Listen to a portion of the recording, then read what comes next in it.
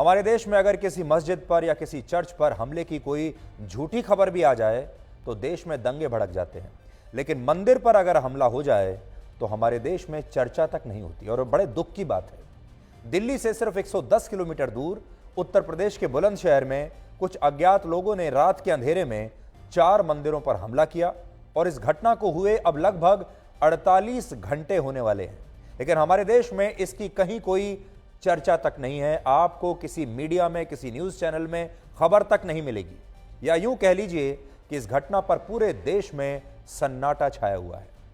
बुलंदशहर के इस गांव में जिन 4 मंदिरों पर हमला हुआ है, उनमें से एक मंदिर लगभग 131 वर्ष पुराना है और इस मंदिर में एक शिवलिंग भी स्थापित था, जिसे खंडित कर दिया गया। और गांव के लोगों का कहना है कि इन मंदिरों पर बड़े ही क्रूर तरीके से हमला किया गया है। इसके अलावा जो मूर्तियां बहुत विशाल और बहुत पुरानी थीं, ऐसा आरोप है कि उन पर हथौड़ों से हमला किया गया, हथौड़ों से उन्हें तोड़ा गया और कुछ मूर्तियों को खंडित करके गांव के परिसर में आसपास खेतों में भी फेंक दिया गया। बुलंदशहर जिले में लगभग 78% हिंदू रहते हैं और 22% मुस्लिम आबादी है, और ये वही जिला है जहां से मोहम्मद साहिल खान को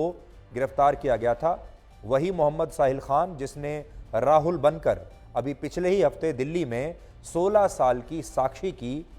सड़क पर खुलेआम चाकुओं से गोद गोद कर हत्या की थी। वर्ष 2021 में जब त्रिपुरा में सांप्रदायिक तनाव की वजह से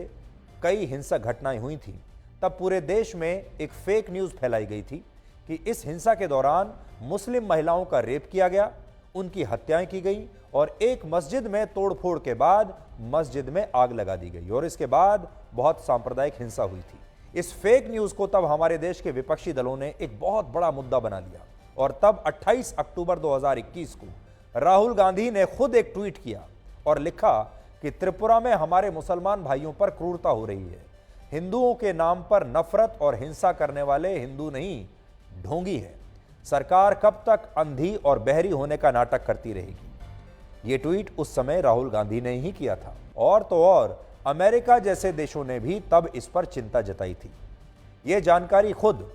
भारत के गृह मंत्रालय ने दी थी, लेकिन आज ये बात हम आपको इसलिए बता रहे हैं क्योंकि इस देश में किसी मस्जिद पर हमला हो जाए, किसी चर्च पर हमला हो जाए, कोई फेक न्यूज़ भी अगर ऐसी आ जाए तो कितना बड़ा मुद्दा बन जाती है। लेकिन जब हकीकत में मंदिरों पर कोई हमला होता है तो इस पर कोई शोर नहीं होता, इस पर विपक्षी दलों को भारत की धर्म निरपेक्षता खतरे में नजर नहीं आती।